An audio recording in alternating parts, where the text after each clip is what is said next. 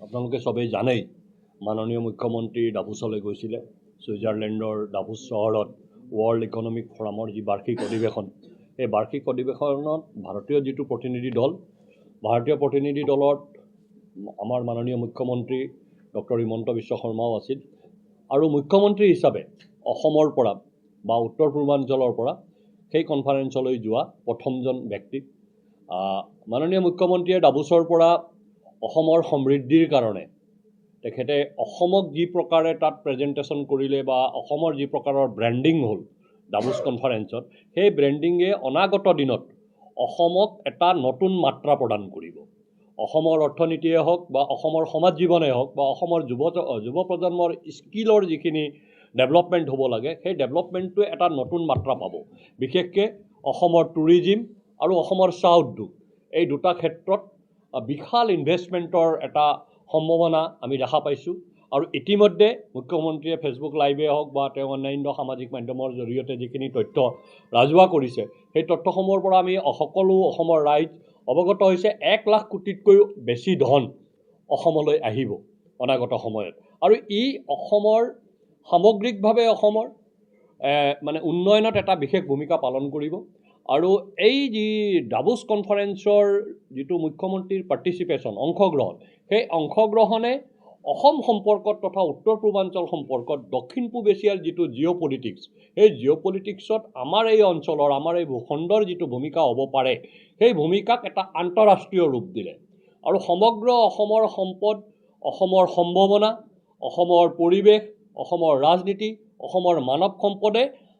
মুখ্যমন্ত্ৰীৰ ডাভোছ ভ্ৰমণৰ পিছত মুখ্যমন্ত্ৰীৰ ডাভোছত অনুষ্ঠিত হোৱা ৱৰ্ল্ড ইকনমিক ফৰামৰ কনফাৰেন্সৰ পিছত আন্তঃৰাষ্ট্ৰীয় ৰূপ পাইছে আৰু ই অসমৰ কাৰণে অত্যন্ত শুভ সংকেত এই শুভ সংকেত যে ইয়াৰ পৰৱৰ্তী সময়ত আন্তঃৰাষ্ট্ৰীয় যিবিলাক ইনভেষ্টৰ আছে মাল্টিনেশ্যনেল কোম্পানীজ হওক বা বিভিন্ন দেশ হওক তেওঁলোকৰ ইনভেষ্টমেণ্টটো ডাইৰেক্ট আমাৰ ৰাজ্যখনলৈ ফ্ল' হোৱা অৰ্থাৎ ইয়ালৈ বৈ অহাৰ এটা সম্ভাৱনা প্ৰকট হৈ পৰিছে আপোনালোকে জানে গেৰিকন IBMৰ ভাইচ চেয়াৰমেন হয় তেওঁ ফেব্ৰুৱাৰী মাহত অসমলৈ আহিব এনেদৰে IBMৰ দৰে ৱৰ্ল্ডৰ টপ 100 ৰেংকিং কোম্পানীৰ মানুহ অসমলৈ পোনপটীয়াভাৱে ইনভেষ্টমেণ্টৰ সন্ধান কৰিবলৈ অহাটো এইটো প্ৰথম ঘটনা হ'ব তাৰপিছত চিনপ'চিছ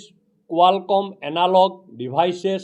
থাৰ্মো ফিচাৰ হনিবেল আৰু হেংকলৰ দৰে যিবিলাক ছেমিকণ্ডাক্টৰ বনোৱা কোম্পানী আছে ৱৰ্ল্ডৰ টপ ৰেংকিং কোম্পানী সেই কোম্পানীবিলাকেও অসমত ইনভেষ্টমেণ্ট কৰাৰ কাৰণে তেওঁলোকে মানে ছিগনেল দিছে তেওঁলোকে কৈছে যে আমি অসমত যাম অসমত ইনভেষ্টমেণ্ট কৰিম আৰু অনাগত সময়ত এই কোম্পানীবিলাক অসমলৈ আহিব তেওঁলোকে অসমৰ পৰিৱেশ অধ্যয়ন কৰিব অসমৰ ইয়থ পাৱাৰৰ স্কিল তেওঁলোকে চাব আৰু অসমত ইনভেষ্টমেণ্ট কৰাৰ কাৰণে তেওঁলোক আগবাঢ়ি আহিব তেওঁলোকে নিজে এই কথাটো ঘোষণা কৰিছে ৱৰ্ল্ড ইকনমিক ফৰামত আমাৰ মাননীয় মুখ্যমন্ত্ৰীয়ে আমেৰিকাৰ দুখন ৰাজ্যৰ গভৰ্ণৰক লগ পাইছে ফ্ৰান্সৰ কমাৰ্চ মিনিষ্টাৰক লগ পাইছে জাৰ্মানীৰ মিনিষ্টাৰক লগ পাইছে তাৰপিছত অন্যান্য দেশৰ মিনিষ্টাৰক লগ পাইছে তেওঁলোকৰ লগত ব্যক্তিগত লেভেলত কথা পাতিছে ব্যক্তিগত লেভেলত কথা পাতি তেওঁলোকক আমাৰ ৰাজ্যখনলৈ অনাৰ কাৰণে প্ৰয়াস কৰিছে আৰু তেওঁলোকেও আগ্ৰহ প্ৰকাশ কৰিছে যে অনাগত সময়ত তেওঁলোক অসমত ইনভেষ্টমেণ্টৰ কাৰণে আহিব এতিয়া এই গোটেই মুখ্যমন্ত্ৰীৰ যিটো ইনিচিয়েটিভ যোৱা 3-4 দিন মুখ্যমন্ত্ৰীয়ে আন্তঃৰাষ্ট্ৰীয় মঞ্চত গৈ অসমৰ সমৃদ্ধিৰ কাৰণে অসমৰ সমৃদ্ধি মানে সমগ্ৰ উত্তৰ পূৰ্বাঞ্চলৰ সমৃদ্ধি অসমৰ সমৃদ্ধিয়ে অসমৰ বিকাশে উত্তৰ পূৰ্বাঞ্চললৈ সমৃদ্ধি কঢ়িয়াই আনে সেই কথাটো তেখেতে ডাভোছত কৈছে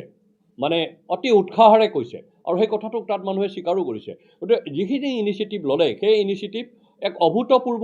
আৰু যিটো তেওঁ অহপুৰুষাৰ্থ কৰিছে এই অহপুৰুষাৰ্থই অসমখনৰ এটা সোণালী যুগ অনাগত সময়ত এটা সোণালী যুগৰ শুভাৰম্ভণি তেখেতে নেতৃত্ব দিছে আৰু তাক আগবঢ়াই লৈ যোৱাৰ কাৰণে প্ৰয়াস কৰিছে কিন্তু একে সময়তে আপোনালোকে দেখিছে অসমৰ বিৰোধী নেতাসকলে যিসকল লোকে অসমত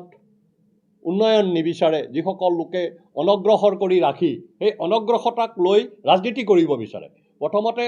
উন্নয়ন নিবিচাৰে উন্নয়ন হ'ব নিদিয়ে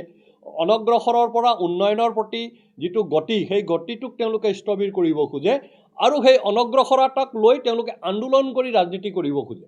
তেনেকুৱা কিছু ৰাজনৈতিক ব্যক্তি আমাৰ ৰাজ্যখনত আছে সেই ৰাজনৈতিক ব্যক্তিসকলে মাননীয় মুখ্যমন্ত্ৰীৰ ডাভোছ যাত্ৰা আৰু ডাভোছত তেখেতে কৰা যিখিনি কাম কাজ তেখেতে অসমৰ কাৰণে যিখিনি কৰিলে তাৰ তেওঁলোকে উপলুঙা কৰিবলৈ প্ৰয়াস কৰিছে। আমি তেনেদৰে উপলুঙা কৰা ৰাইজৰ দলৰ সভাপতি তথা সন্মানীয় বিধায়ক শিৱসাগৰ বিধানসভা সমষ্টিত অখিল গগৈক আজি ভাৰতীয় জনতা পাৰ্টিৰ ফালৰ পৰা আমি তেখেতক তীব্ৰ ভাষাৰে গৰিহণা দিছোঁ। তেখেতৰ যি মন্তব্য, যিটো হয়তো মই আপোনালোকৰ সন্মুখত ক'বলৈ লাজ পাম, তেখেতে যিখিনি শব্দ ব্যৱহাৰ কৰিছে, এজন সুস্থ মানসিকতাৰ মানুহে আৰু জনসাধাৰণৰ নেতৃত্ব দিয়া মানুহে তেনেধৰণৰ শব্দ কেতিয়াও ব্যৱহাৰ নকৰে সাংবিধানিক পদত থকা মানুহৰ বিৰুদ্ধে। আৰু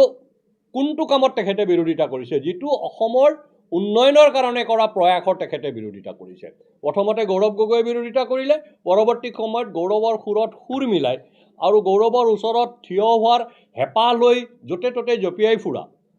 অখিল গগৈয়ে সেই কথাটো কৈছে। গতিকে আমি অখিল গগৈৰ এই গোটেই প্ৰয়াসক ধিক্কাৰ দিছোঁ, গৰিহণা দিছোঁ। আৰু উন্নয়নৰ ক্ষেত্ৰত আজি অসমৰ জনসাধাৰণ,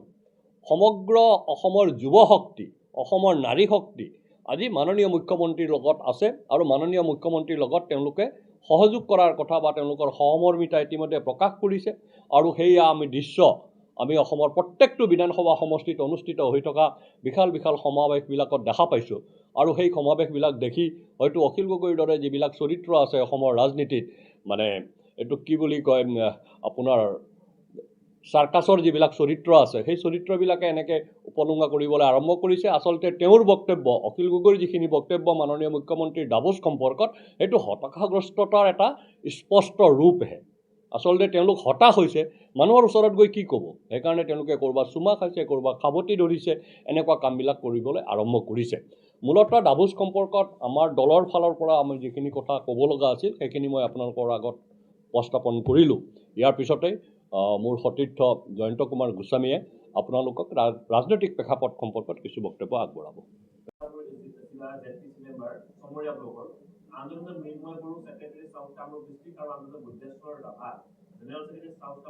আপোনাৰ জৰিয়তে আমি অখিল গগৈক অনুৰোধ জনাইছোঁ, আটাইকেইজন যিখিনি তেওঁৰ হাতত অভিযোগ আছে সেই অভিযোগখিনি তেওঁ ইলেকশ্যন কমিশ্যনক দিয়ক,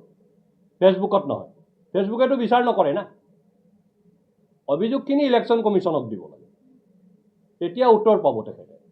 আৰু তাৰ সমাধান ওলাব যদি সঁচাকৈ কিবা হৈছে। আমিতো নস্যাৎ কৰিছোঁ, এনেকুৱা একো হোৱা নাই, কিন্তু অখিল গগৈৰ হাতত যদি তথ্য প্ৰমাণ আছে তেওঁ ইলেকশ্যন কমিশ্যনত যাব। দ্বিতীয় কথা হ'ল, কংগ্ৰেছত এতিয়া জ্যেষ্ঠ নেতাসকলক অৱমাননা কৰাৰ এটা কম্পিটিশ্যন চলিছে। আপোনালোকে কেইদিনমান আগতে ভূপেন বৰাৰ ষ্টেটমেণ্ট চাইছে চাগে। তেখেতক বিপুৰীয়াৰ এখন সভাত, য'ত তেওঁ বিধায়ক আছিল দুবাৰ, তেওঁক মাতা হোৱা নাই। ভৰত নৰক আজিকালি ক'তো নামাতে। ঠিক তেনেকৈ কংগ্ৰেছৰ জ্যেষ্ঠ নেতাসকলক ক'তো মতা নহয়। গৌৰৱ গগৈয়ে এক প্ৰকাৰৰ একচেটিয়া জ্যেষ্ঠ নেতাসকলক উলিয়াই দি, অলপ আগতে আমাৰ জয়ন্ত গোস্বামীয়ে যিটো কথা ক'লে যে যিসকলে মিয়াৰ কাৰণে সংৰক্ষণ বিচাৰে, তেনেকুৱা মিয়াৰ কাৰণে সংৰক্ষণ বিচৰা নেতাসকলক লগত লৈ আৰু থলুৱা খিলঞ্জীয়া যিসকল আমাৰ নেতা আছে কংগ্ৰেছত, তেওঁলোকক চাইডলাইন কৰি